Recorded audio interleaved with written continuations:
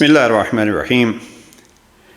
شیعہ سنی اتحاد کا انمول اصول، اس عنوان کے تحت گفتگو ہوگی اور ہم خصوصیت کے ساتھ مصر کی ایک عظیم شخصیت جناب شیخ الاسلام علامہ طنطاوی جوہری ان کے کچھ زرعی اقوال پیش کریں گے۔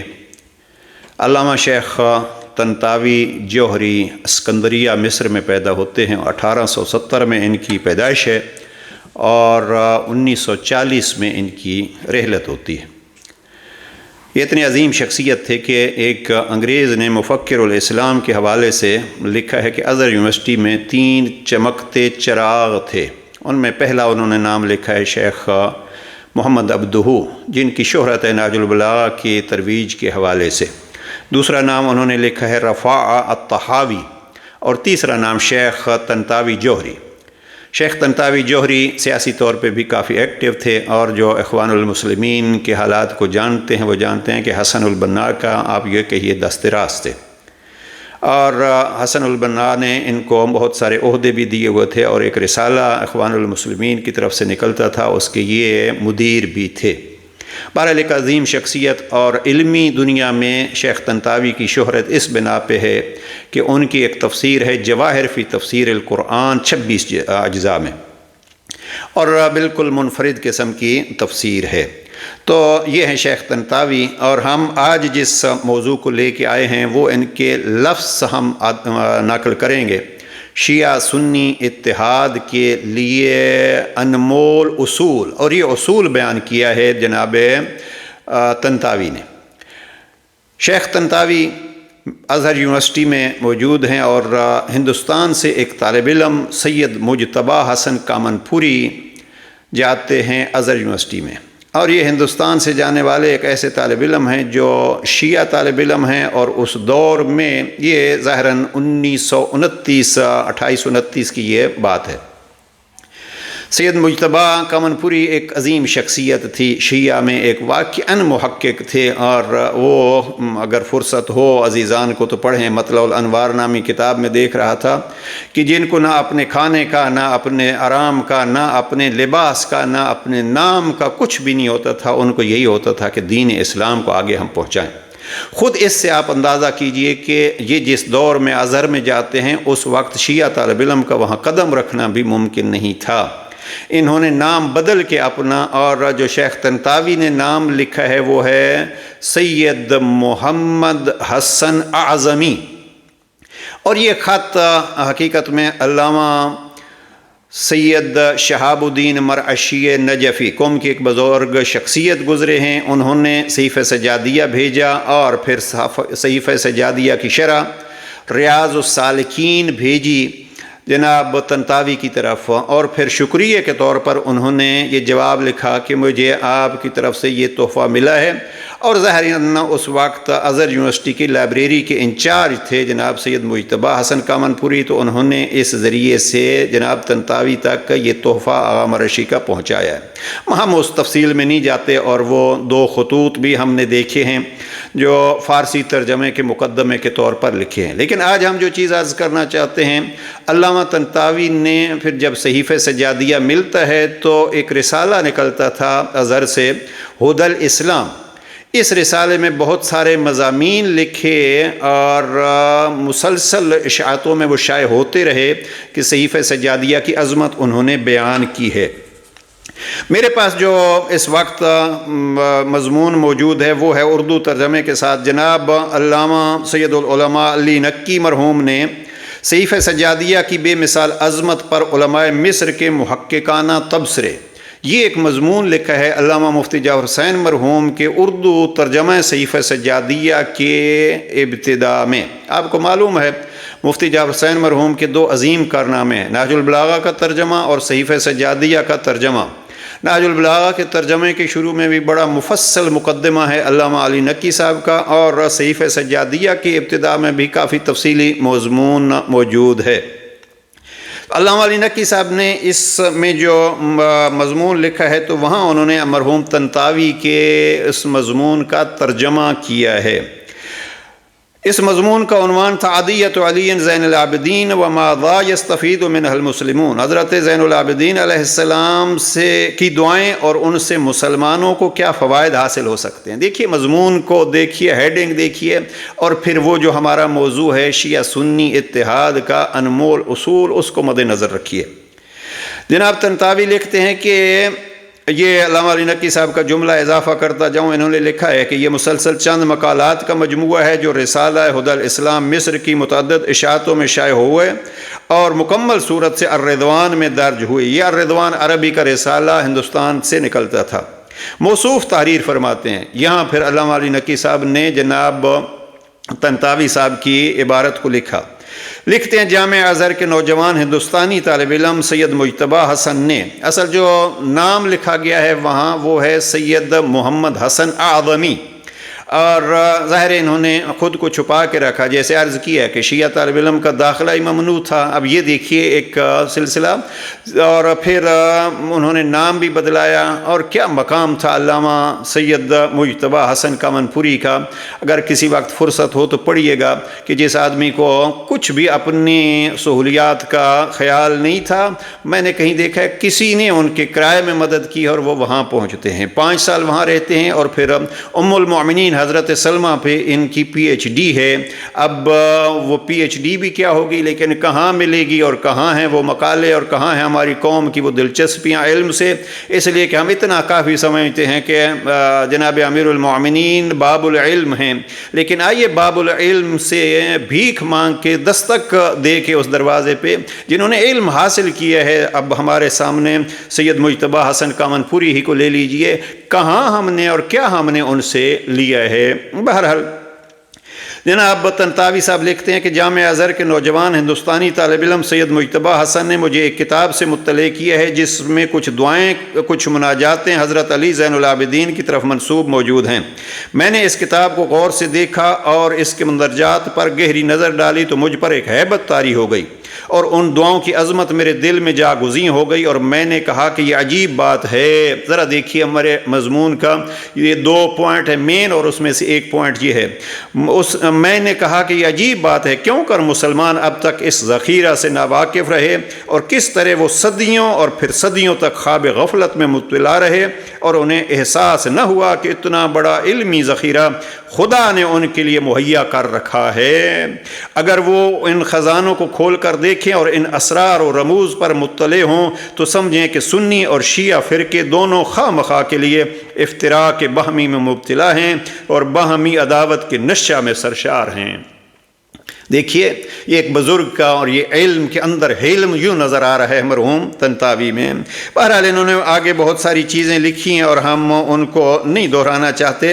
یہاں ایک جگہ پہ یہ آ کے لکھتے ہیں کہ جناب امام زین العابدین علیہ السلام چونکہ وہ مسلمانوں کے لیے ایک پیشوا کی حیثیت رکھتے ہیں، اس لیے انہوں نے مسلمانوں کے لیے مثال پیش کی، اور یہی وہ طریقہ ہے جو دنیا کی ہدایت کے لیے بہترین صورت پر کامیاب ہو سکتا ہے۔ یعنی اگر ایک صاحب علم ہے اور ایک پیشوائے قوم ہے تو اس کو شیعہ سنی نہیں، اس کو اسلام کا خیال رکھنا چاہیے، ان کے سامنے مسلمان ہونے چاہیے۔ اور پھر ان کا مضمون جو ہے وہ جاری ہے، لکھتے ہیں اس دعا سے جو سبق حاصل ہوتا ہے، کچھ دعائیں انہوں نے نقل کی ہیں، اور اس کے بعد جو ہے وہ یہ کہتے ہیں کہ اس دعا سے جو سبق حاصل ہوتا ہے، اس کے ضمن میں ایک جگہ پہ لکھتے ہیں اللہ اکبر۔ اس سے معلوم ہوتا ہے کہ اہل بیت رسول کس منزل پر تھے اور تمام مسلمان کس منزل پر ہیں۔ ان دعاؤں میں علم افلاک، حساب آفتاب و مہتاب، جہاز رانی وغیرہ کے طریقے کی طرف اشارہ ہے جو بغیر کواکب کی حرکتوں کے دریافت کیے ہوئے نہیں حاصل ہو سکتا۔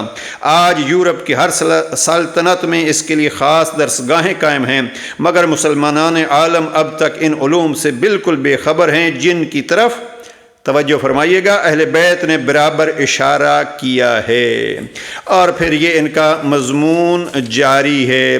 دوسرا مضمون، اب اس مضمون کی ایک ایک لفظ جو ہے وہ قابل دقت ہے اور اس کو پڑھنا چاہیے۔ مثلا میں پڑھ دوں اس پہلے مضمون کے 1-2 عبارتیں، اور لکھتے ہیں گویا امام کے پیش نظر تھا یہ عالم کہ دنیا میں دوسری قومیں ترقی کر رہی ہیں مگر سنی شیعہ آپس کے جھگڑوں میں مصروف ہیں۔ آپس کے جھگڑوں میں شیعہ سنی کی تقسیم میں مصروف ہیں، اور کس بارے میں؟ خود اہل بیت کے بارے میں، حالانکہ اہل بیت ان جھگڑوں سے الگ ہیں۔ کیا آسمان اور اس کے ستارے، کیا زمین اور اس کی زراعتیں خدا کی مخلوقات میں داخل نہیں ہیں؟ کیا ان چیزوں میں غور و خوض کرنا خدا کی معرفت سے قریب نہیں کرے گا؟ مگر افسوس مسلمان غفلت میں ہیں، انہوں نے اسلامی ممالک میں ان علوم کو چھوڑ رکھا ہے اور صرف آپس کے جھگڑوں بکھیڑوں میں سے مطلب رکھا ہے۔ اب یہ بار بار اس پہ پکارتے ہیں آپس میں جھگڑوں کو چھوڑیے۔ پھر دوسرا مضمون ہے، اس مضمون کا عنوان ہے حضرت نوح کی آواز میں اور امام زین العابدین علیہ السلام کی دعاؤں میں موازنہ۔ یہ دوسرا مضمون، اور اس مضمون کا میں آخری پیراگراف آپ کی خدمت میں عرض کرتا ہوں، اور یہی ہمارا عنوان ہے، طنطاوی کا شکوہ خدا کی بارگاہ میں۔ طنطاوی مرحوم لکھتے ہیں، خداوندا یہ تیری کتاب موجود ہے قرآن، اور یہ اہل بیت میں سے ایک بزرگ ہستی کے ارشادات ہیں۔ دیکھیے یہ ہے وہ انمول اصول کہ کتاب خدا موجود ہے، اہل بیت موجود ہیں، اور یہی وہ ہستیاں ہیں جن کے لیے پیغمبر فرما گئے تھے حدیث ثقلین کی صورت میں کہ میں آپ کے درمیان دو گراں بہا چیزیں چھوڑ کے جا رہا ہوں۔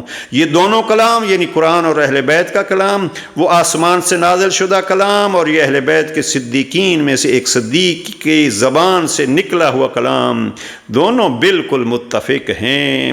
جی چاہتے ایک ایک جملے کو بار بار پڑھا جائے، یہ دونوں بالکل متفق ہیں۔ اب خلاصہ کر رہا ہوں اور ختم کر رہا ہوں، اور شیعہ سنی اتحاد کے لیے انمول اصول طنطاوی مرحوم کا پیش کر رہا ہوں۔ فرماتے ہیں، اب میں بلند آواز سے پکارتا ہوں ہندوستان میں اور تمام اسلامی ممالک میں، اے فرزندان اسلام، اے اہل سنت، اے اہل تشیع، کیا اب بھی وقت نہیں آیا ہے کہ تم قرآن اور اہل بیت کے مواعظ سے سبق حاصل کرو؟ یہ دونوں تم کو بلا رہے ہیں۔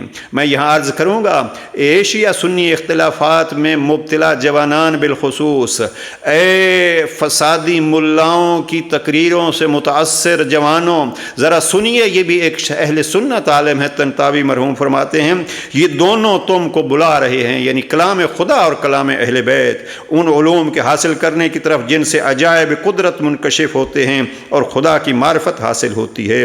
پہلے ان علوم کو حاصل کرو، انہی کے حاصل کرنے کا تمہیں قرآن اور پیشوایان مذہب کے ارشادات میں حکم ملا ہے۔ جب تم ان میں کامل ہو جانا تو پھر دوسرے امور کی طرف متوجہ ہونا۔ تفرقہ انگیز مباحث سے باز آؤ اور ان ہدایات پر عمل کرو، ان علوم سے استفادہ کرو، اور سورج کے نیچے زمین کے اوپر اپنے زندہ رہنے کا سامان کرو۔ یہ ہے طنطاوی جوہری مصر۔ اب ہم یہی دعا کر سکتے ہیں، پروردگار اللہ کے ان نیک بندوں کے ان صداؤں کو سننے کی اور آج کے فسادی ملاؤں اور مناظرے کے ذریعے سے اپنے نمبر بڑھانے والوں سے ہمیں محفوظ رکھ، اور ان جوانوں کو جو فقط شیعہ سنی کے اختلافات میں مبتلا ہیں، ان کو بھی حقائق کو جاننے کی توفیق اور ہمت عطا فرما۔ انشاءاللہ کسی وقت عرض کریں گے علامہ سید مجتبیٰ کامن پوری کے حالات، اس لیے کہ وہ ذات جس نے ازہر میں صحیفہ کاملہ پہنچایا۔ میرے پاس ایک ترجمہ ہے جناب قائم صاحب کا، مفتی جعفر حسین مرحوم نے صحیفہ کا ترجمہ کیا ہے، جناب سید ذیشان حیدر کا ترجمہ ہے، اور بھی بہت سارے ترجمے ہیں، لیکن ایک بہت اچھا ترجمہ ہے جناب یہ اہل سنت پریس سے شائع ہوا ہے، شیخ غلام علی اینڈ سنز، انہوں نے یہ صحیفہ کاملہ کا ترجمہ کیا ہے، چھاپا ہے سید قائم رضا نسیم امروہوی، اور صحیفہ کاملہ یعنی زبور آل محمد، بہت خوبصورت مضامین ہے اس کی شروع میں۔ اس کے صفحہ 74 پر قائم مرحوم نے ایک عنوان بنایا ہے، اتحاد بین المسلمین اور اس کے توابع۔ یہ دعا نمبر 27 جس کو دعائے ثغور کہتے ہیں، اس کو انہوں نے لکھا ہے، اور یہ لکھتے ہیں جناب قائم صاحب کہ قائم رضا نسیم امروہوی، نسیم امروہوی مشہور ہیں، بہت بڑے شاعر تھے، اور اس کو منظوم کیا ہے فرزدق کا جو قصیدہ ہے جناب امام زین العابدین علیہ السلام کی شان میں، اس کو انہوں نے منظوم کیا ہے، اور بڑا خوبصورت۔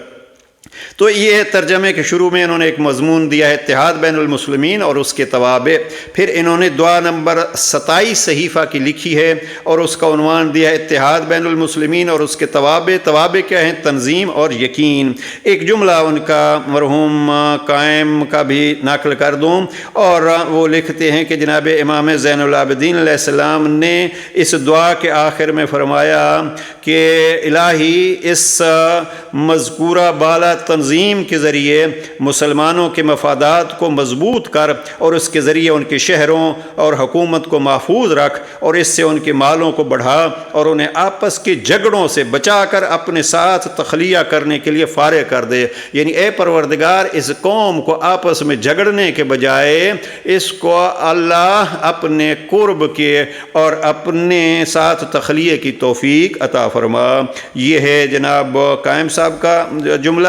دعا ہے پروردگار محمد و آل محمد کا صدقہ ہمیں امام زین العابدین علیہ السلام کی ان دعاؤں سے صحیفہ سجادیہ سے فائدہ اٹھانے کی توفیق نصیب فرمائے۔ والسلام علیکم ورحمۃ اللہ۔